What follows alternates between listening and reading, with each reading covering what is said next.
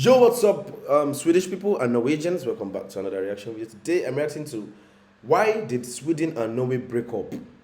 So, who was the toxic ex? Who was the toxic girlfriend?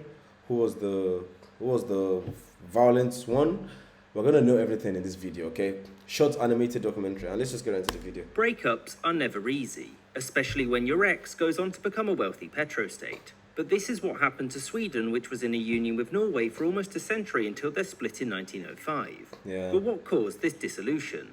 Why did Sweden and Norway break up? So, as of the closing years of the Napoleonic Wars, Norway was a part of the Kingdom of Denmark, whose ruler Frederick VI had just sided with Napoleon. Now, a lot of countries in Europe had done the same previously, like Russia, who had used Swedish closeness with Britain as justification to invade it and grab Finland for its own. Soon after this, Russia decided that it didn't like Napoleon anymore, and so it was time for new allies. The Swedish king wasn't doing much because of a heart attack, but his government did sense an opportunity. Finland wasn't coming back, but by siding with the coalition against Napoleon and his Danish ally, Sweden could gain Norway. Something which Britain, Russia and Prussia agreed to. And even the Danish king agreed to its loss, providing he got to keep Greenland and Iceland. The people of Norway were not happy with suddenly being the subjects of the Swedish king, and so the Prince of Denmark, called Christian because of course he was, declared himself the king of Norway in 1840. Wait.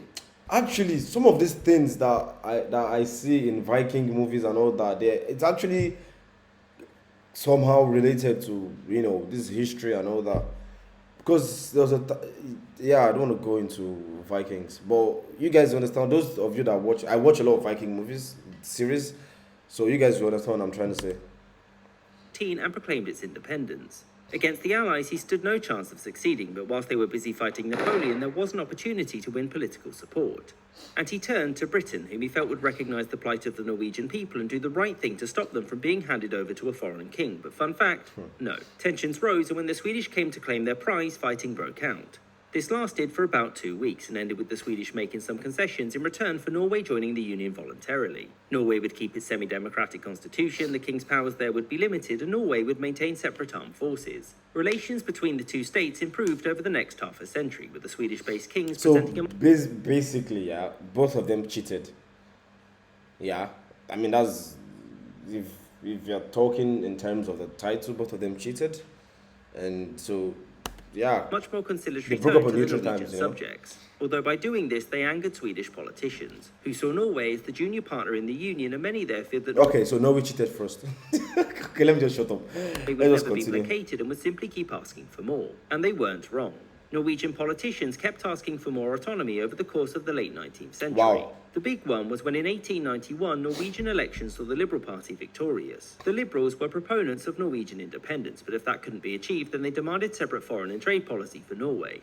This was a big no-no, since at that point the Union would essentially be dead. The Norwegian government made a formal request for these new powers, and the Swedish responded with a well-formulated logical argument. No, and if you keep asking, we're going to invade. So Norway is the girl that wants a little bit of freedom, and Sweden is the one that is the controlling boyfriend, right? Right? Okay. The Liberals backed down and over the next decade instead opted to focus on Norway. They removed any reference to the Union from their flag, massively increased the... Wait, was this how the Norwegian instead flag opted was to before? focus on Norway. They removed... Oh my lord, I'm glad I didn't see Norwegian flag like this, because it looks weird. any reference to the Oh, it's just a mixture of Swedish flag and Norwegian flag. Union from their flag, massively increased the size of the armed forces and built up border defences in case of an invasion. And in retaliation, the Swedish ended free trade between the two and imposed tariffs on products from Britain, Norway's largest trade partner. It was 1905 that marked the death of the Union, though, when the Norwegian government passed a law establishing its Swedish flag was like that as well. for separate diplomatic service. The king vetoed this, the government resigned, the king refused to accept their resignation or appoint a new government, and as such, the Norwegians argued that he was in violation of the constitution by leaving Norway without leadership, and in response, the Norwegian parliament declared its independence. In response, Sweden mobilized, which led Norway to do the same, and both armies sat on the border facing off. Swedish politicians and commanders were ready for war, and it was only when the Swedish people were overwhelmingly against military action that they backed down. This support was largely due that's something I knew about Sweden. Like, I don't think they have the balls to like fight. All they just want is just peace and calm, to the Norwegian referendum, in which 99.9% of voters backed independence, which made it clear to everyone that Sweden could no longer force Norway to stay. As such, the Swedish people threatened mutiny in the army and the general strike if Norway was invaded, which meant that King Oscar II had no choice but to acknowledge the end of the union. The Norwegian people That's then sad. voted for a Prince of Denmark to become King of Norway, and thus, Oh wow, the Prince of Denmark to become the King of Norway. after a mere 500 years of being controlled by a foreign power, Norway would once again be an independent state.